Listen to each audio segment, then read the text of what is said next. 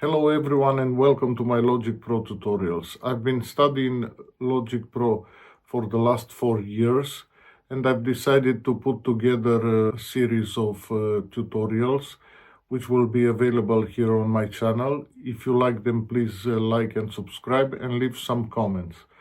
In these sessions you will be able to start from the beginning how to set up a session, how to record, how to edit, how to mix, how to master, and many more. See you inside. Now let's open up a Logic Pro session and see how we set it up. When Logic Pro opens, it will automatically scan your new plugins, and we have a couple of options here like empty project, we have demo, we have tutorial, live loops, we have templates or my templates. I normally build my own templates, but for today we're gonna start with a new project. And we're gonna choose a mic or line. If you want to record, you need to set up your input. We don't want to record for today.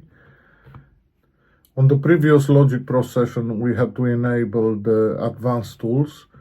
Now it's not the case in Logic Pro 11, and this can be under advanced.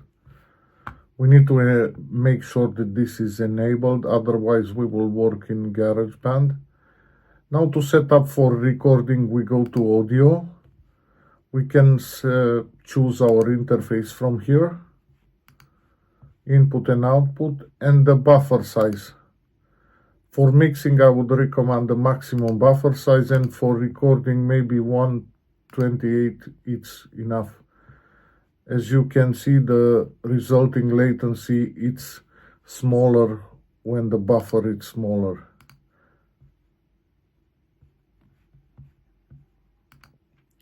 Now let's talk a little bit about Logic Pro layout. We have the arrangement page, which is the main page where the tracks are loaded. We also have the inspector, which is on the left, and is the channels inspector. And we have the transport bar at the top. The transport bar can be customized. At the beginning, it will be something like this, but you can choose to customize it and choose whatever you need to see here. And remember to save it. To open the mixer window, we either can press X on the keyboard and it will be attached to the Logic Pro main window, or we can press Command 2 and we can move it and also drag it onto another screen. Now here we have the tools. This is the primary tools which I use only the pointer, and I recommend you using any other tool as a secondary tool. Let's choose any other tool, like for example scissors, and this will be activated by pressing Command. In this case, you cannot make mistake by forgetting about that you put another tool and do something to the tracks and have unwanted edits. We also have the piano roll, which can be activated by P on the keyboard. And this is related to MIDI.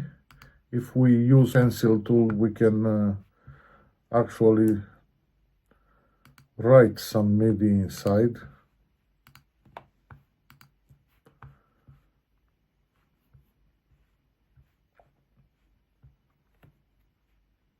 This is all about setting up your Logic Pro session. Stay tuned for the next videos, and please leave a comment, a like, and subscribe. Thank you for watching.